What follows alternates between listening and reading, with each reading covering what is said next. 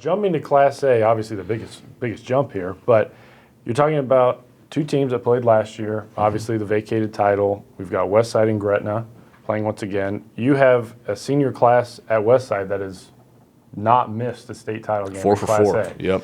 So you've got to think after last year that, they've got one loss on the year, but after last year that they're out. Both teams are out for redemption to an extent, but you've got to think Westside's out to say last year was a fluke and we're here to take the trophy back. You said it's the rare game where both teams want revenge, right? Yeah. Even though Gretna won the game, obviously the title was vacated shortly after that with the ineligible player ruling by the NSAA and the uproar that whole thing caused. They've been great all year. They've answered every challenge.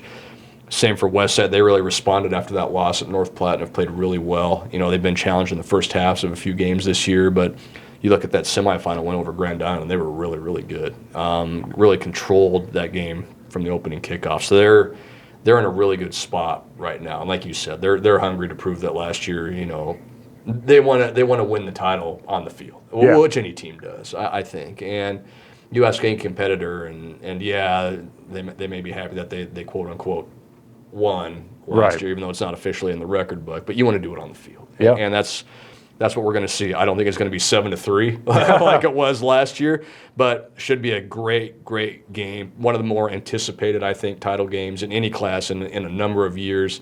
That one's going to be a lot of fun. Yeah, and we went week by week, and it seemed like we were always on this collision course of it's going to be Westside Gretna. There were a few hiccups here and there, but never really, obviously never a loss for Gretna. One loss for Westside, but it seemed like they'd go down at halftime, they'd come back out and say, who cares that we were down at halftime, right?